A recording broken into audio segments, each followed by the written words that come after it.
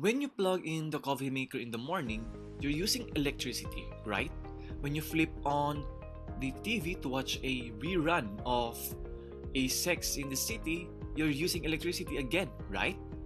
You use electricity and electronics devices all the time, and you finally worked up enough curiosity to want to tinker and with electronic gadgets yourself. That's great.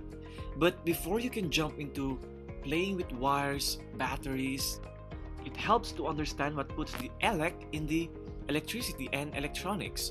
Now, in this chapter, you'll discover all about how electrons make electricity and how harnessing that electricity is the basis of electronics. You'll also get an introduction to some of the tools and parts that you can play with in the electronics projects in the latter chapter. Now, the question is, just what is electricity? Like most things in life, electricity is more complex than you may think. A lot of conditions have to come together to make that little spark when you touch a doorknob or provide the power to run a supercomputer. To understand how electricity works helps to break it down into its parts. First, you take an electron.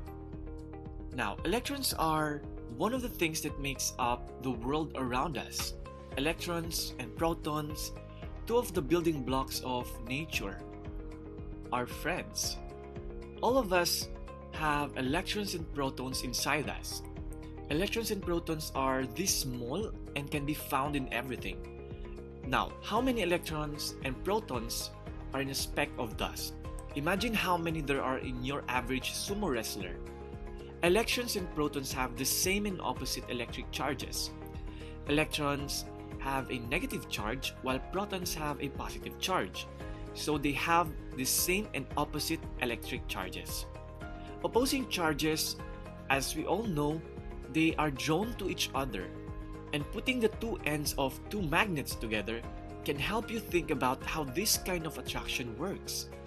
As long as the magnets have opposite poles, they will stick together and be very close to each other when they are close together. Now, if the poles on both ends of the magnets are the same, the magnets will move apart, just like two politicians who are fighting. Like magnet poles that are on the same side, electrons and protons have different charges, so they attract each other. Electrons and protons are attracted to each other on a microscopic level, like a glue. This helps things together and keep them from breaking apart.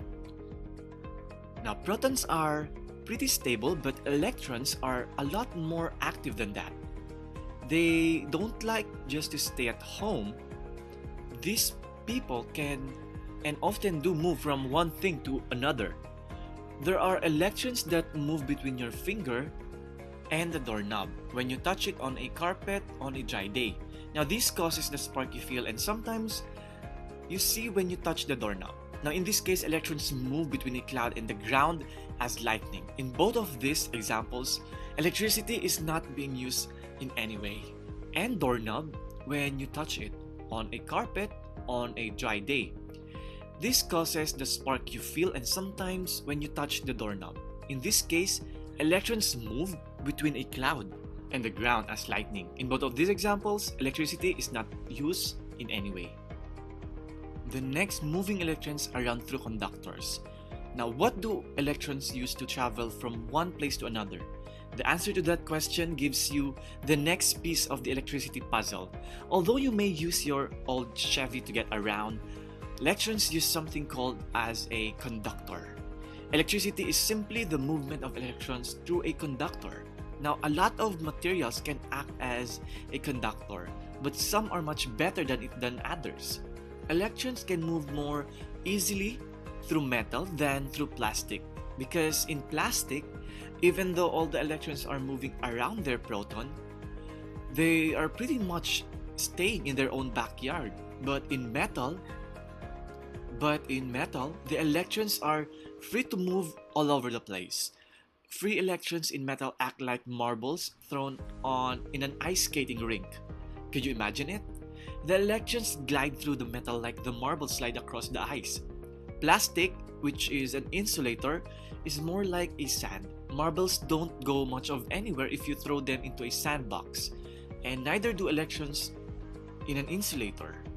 So, which materials are good conductors and which are good insulators? Now, most folks use copper and aluminum as conductors. In fact, electronic projects often use copper wire conductors. Plastic and glass are commonly used as insulators. Now, resistance is actually the measurement of the ability of electrons to move through a material. And a copper wire with a large diameter has a lower resistance to the flow of electrons than a copper wire with a small diameter. You need to understand resistance because almost every electronics project you do involves a resistor, and resistors have a controlled amount of resistance which allows you to control the flow of electrons in a circuit. Then we have voltage, which is the driving force. The previous sections in this chapter explains how electrons move and that they move more freely in a conductor, right? But some kind of force has to pull the electrons from one place to another. This attractive force between positive and negative charges is an electromotive force called voltage. Negative electrons move toward a positive voltage by way of a conductor. Now remember Ben Franklin's adventure flying a kite in a storm? The spark he produced that night gave him an understanding of how electric current moves. In Ben's case, electrons traveled down the wet string which acted as a conductor. The voltage difference between the negatively charged clouds and the ground pulled the electrons down the wet string. So what happened to protons? You may have noticed that we didn't talk about protons anymore.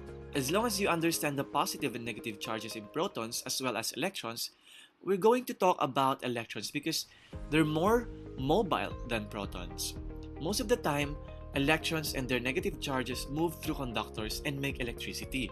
It's only in batteries that positive charges move through the conductors as well.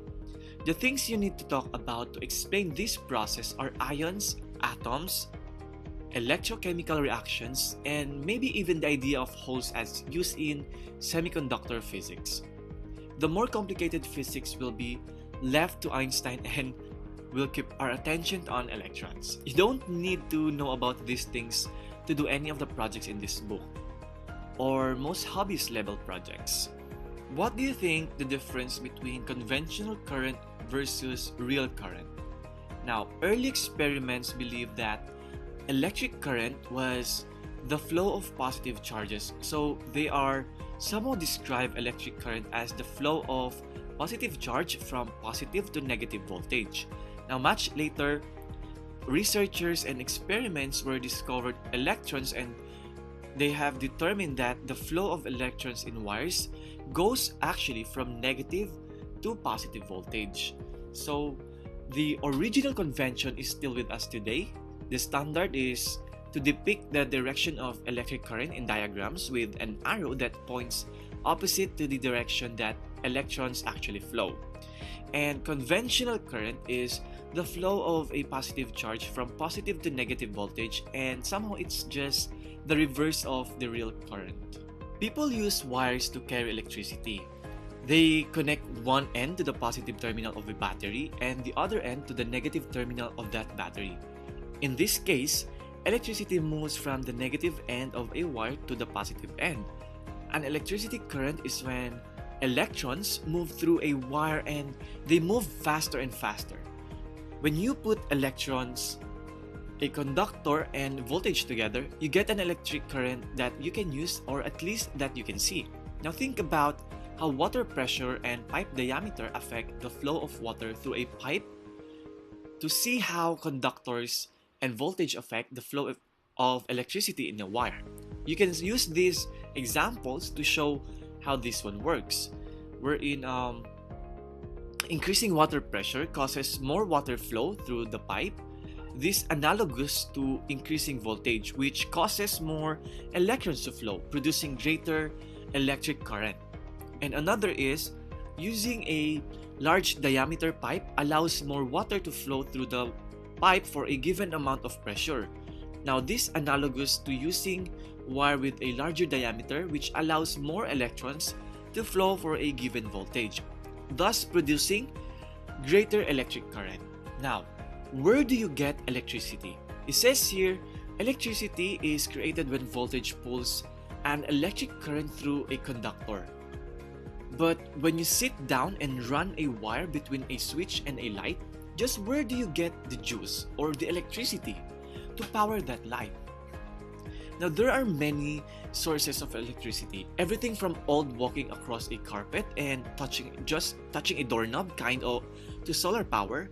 But to make your life simple, this lesson takes a look at 3 sources that you're likely to use for electronics projects, such as batteries, your wall outlet, and solar cell.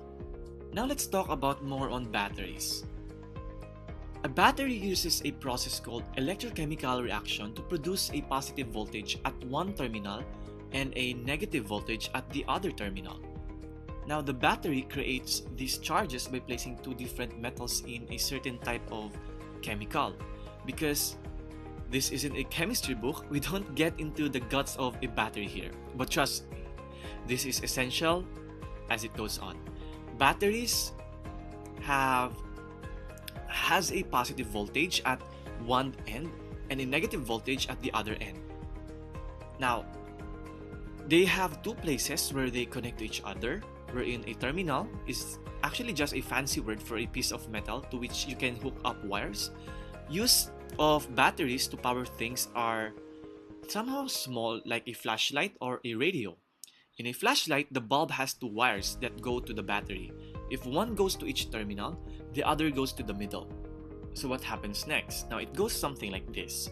Voltage pulls electrons through the wire from the negative terminal of the battery to the positive terminal. And then, the electrons moving through the wire pass through the wire filament in the light bulb, causing the bulb to light up. And because the electrons move in only one direction, from the negative terminal through the wires to the positive terminal, the electric current generated by a battery is now called as a direct current or DC. Now we'll be using this term later on. This is in contrast to alternating current, which is the AC. Now, the wires on a battery must connect to both terminals. This setup actually allows electrons to flow from one terminal of the battery through the bulb and all the way to the other terminal. If the electrons can complete this kind of loop between negative and positive, the electrons won't flow. Garden variety electrical outlets. When you plug a light into an outlet in your wall, you're using electricity that came from a power plant. That plant could be near a dam or come from another source of power, like nuclear power. It could be also at a dam, other than coal or natural gas. It could also be used to heat the house. In a power plant, the direction of electrons flow changes 120 times a second, making a full turn 60 times each second. Now, people call this type of electricity as an alternating current or AC. When flow of electrons changes in a complete loop, it is called as a cycle. In an alternating current, the number of cycles per second is called hertz, and it is written as Hz. People in the US use a 60 Hz standard frequency, which means the electrons change direction 100 times a second. Other countries use 50 Hz, which means the electrons change direction 50 times a second. Now, at a dam, electricity is made when water moves a coil of wire inside a huge magnet.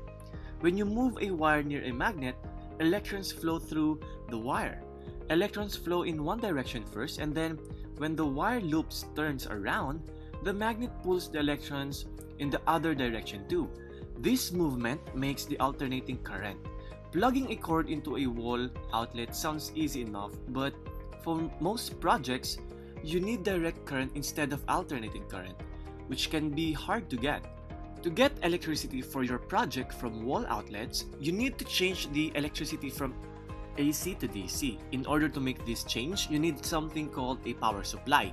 To think of the charger you use to charge your cell phone, this little gadget turns AC power to DC power that the battery can use to charge itself again. Now, in the latter chapter, we'll talk about more on power supplies. Now, it's important for you to think about when you decide whether or not to use the AC electricity that you'll get from the wall outlets. Like petting a cat is like getting electricity from a battery, when it's the same with a battery as if you were hugging a hungry lion. When you play with a cute tabby, you might get your hand scratched. When you play with the king of the jungle, you might be eaten alive. Now think about what your project is before you plug something into a wall outlet and use electricity from it. And safety tips, I will be giving that in the next chapter. Which came first, voltage or current? Batteries produce a voltage that drives an electric current. Generators at dams drive a current that produces a voltage. Now, which comes first? This is like asking yourself well-known questions about the chicken and egg, right? Voltage, currents, and conductors all work together. If there is a voltage applied across a conductor, electric current flows. If you have an electric current flowing through a conductor, there will be a voltage across the conductor. So bottom line, don't worry about which comes first. A simple choice, AC or DC. What difference does it make to you if you use alternating or direct current? A lot of difference.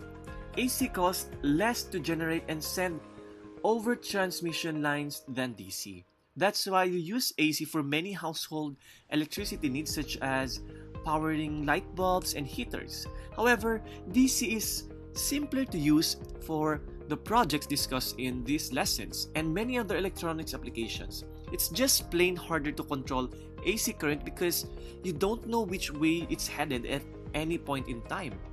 It's the difference between controlling traffic on a two-way, six-lane highway and controlling traffic on a one-lane, one-way street. So, most of the circuits you read about in this lesson use a direct current. Now let's talk about solar cells. Solar cells are a form of semiconductor. Now, like batteries, solar cells have wires attached to two terminals. They are shining light on a solar cell causes an electric current flow. The current is then conducted through wires to devices such as a calculator or garden light beside the pathway to your front door. Using a calculator containing a solar cell, you can demonstrate that calculator depends on the light shining on the solar cell for its power. Turn the calculator on and then punch a number into the screen. Now choose some nice big number like your income tax. Now use your thumb to cover the solar cell.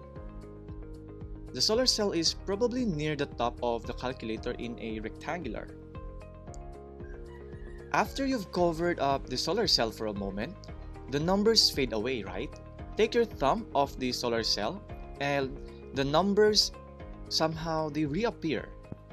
Things powered by solar cells needs light to work.